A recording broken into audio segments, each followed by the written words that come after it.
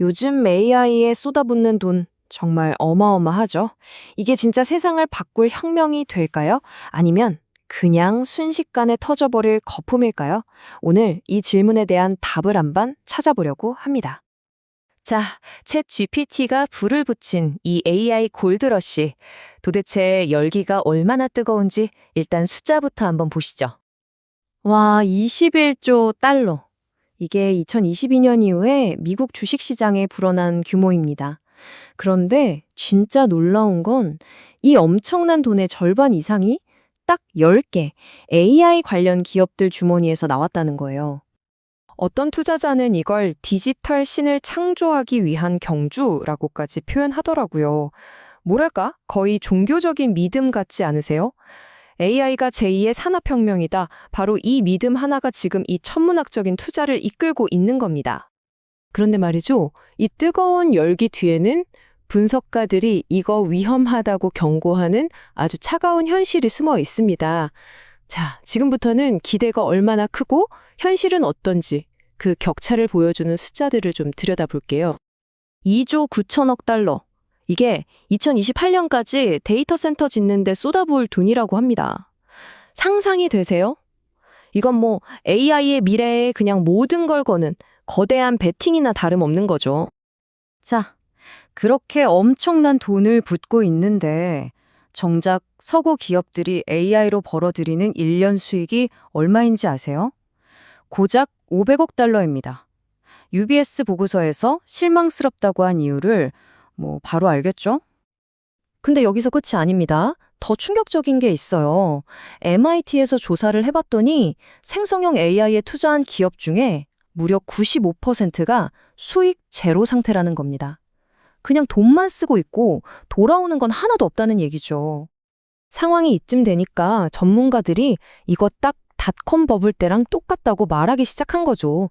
오죽하면 AI 혁명을 이끌고 있는 오픈 AI의 샘 올트먼조차 솔직히 투자자들이 좀 과열된 것 같다고 인정했겠어요. 자, 그럼 이거 명백한 거품이네 하고 끝내면 될까요?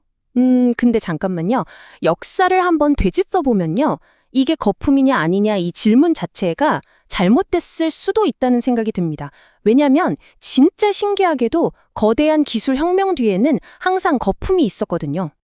그러니까 거품은 결국 터지죠. 하지만 그 잿더미 위에서 피어난 기술이 결국 세상을 바꾼다는 거예요. 이 아이러니 정말 흥미롭지 않나요? 지금부터 이 역설을 제대로 한번 뜯어보겠습니다. 자, 이 그래프를 한번 보시죠. 패턴이 정말 명확하지 않습니까?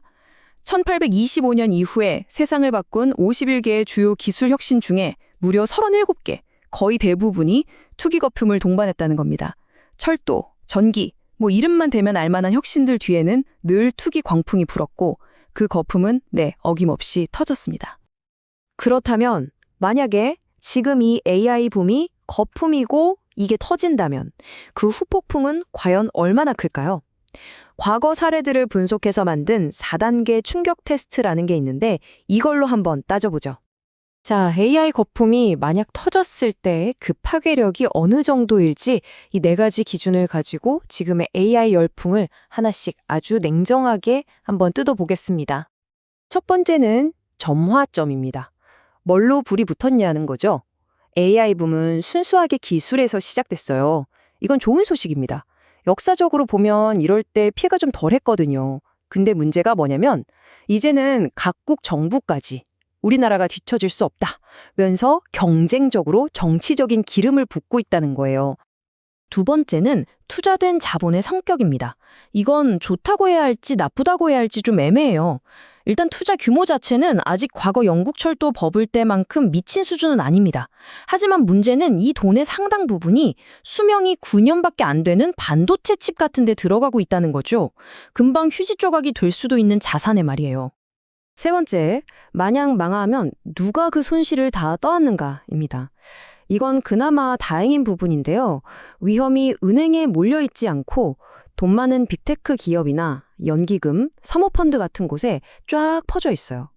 그러니까 닷컴 버블 때처럼 금융 시스템 전체가 무너질 가능성은 낮다는 뜻입니다. 자, 이렇게 3가지를 놓고 보니까 AI 거품이 터져도 그냥 그럭저럭 넘어갈 수 있겠는데 싶으시죠?